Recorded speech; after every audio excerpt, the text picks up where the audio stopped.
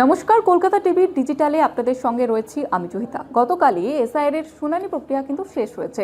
যেমনটা আবেদন করা হয়েছিল একাধিক বিডিওর তরফ থেকে, একাধিক জেলা থেকে, যে তাদের শুনানি প্রক্রিয়া বাকি আছে এবং সেই মোতাবেকই কিন্তু নির্বাচন কমিশন সেই শুনানি প্রক্রিয়ার যে সময়সীমা সেটা বাড়িয়েছিল এবং গতকাল সেই শুনানি প্রক্রিয়া শেষ হয়েছে এবং 28 তারিখ অর্থাৎ 28শে ফেব্রুয়ারি কিন্তু চূড়ান্ত ভোটার তালিকা সেটা বেরোবে।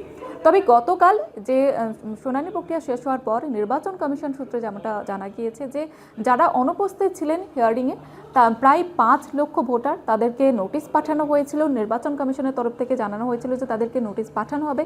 সেই নোটিশ পাঠানোর পরেও তারা উপস্থিত থাকেনি, অনুপস্থিত, এবং তাদের ক্ষেত্রে কি হবে সেই নিয়েও চিন্তাভাবনা চলছে। তার পাশাপাশি একাধিক ভোটারের তথ্যে এবং নথিতে কিন্তু গড়মিল দেখা গেছে, অর্থাৎ যে খসড়া রিপোর্ট আগে বের করা হয়েছিল সেই খসড়া রিপোর্টের পরে যে আবারও যে নতুন করে যে সমীক্ষা এবং নতুন করে যে নথি যাচাই কাজ শুরু হয়েছে, সেই নথি যাচাইয়ের পরেও কিন্তু দেখা যাচ্ছে যে প্রায় 5 লক্ষ থেকে 6 লক্ষ ভোটারের নামে গড়মিল রয়েছে এবং তাদের যে বাদ যাওয়ার সম্ভাবনা সেটা কিন্তু রয়েছে।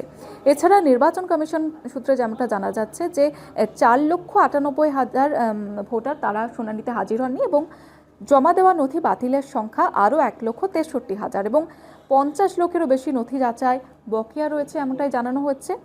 এবং শনিবারই যেমনটা বলছিলাম যে গতকালই কিন্তু এই এসআইআর প্রক্রিয়ার শুনানির প্রক্রিয়াটা শেষ হয়েছে এবং সবথেকে যেটা উল্লেখযোগ্য বিষয় হচ্ছে সেটা হচ্ছে যে উত্তর 24 পরগনা জেলায় সবথেকে মধ্য অধ্যুষিত যে এলাকাগুলি রয়েছে সেখানেই কিন্তু এই অনুপস্থিত ভোটারের সংখ্যা বেশি।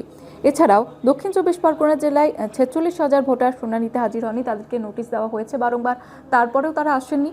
এছাড়াও যেমনটা জানা যাচ্ছে যে উত্তর কলকাতার ক্ষেত্রে সেই সংখ্যাটা 2,000।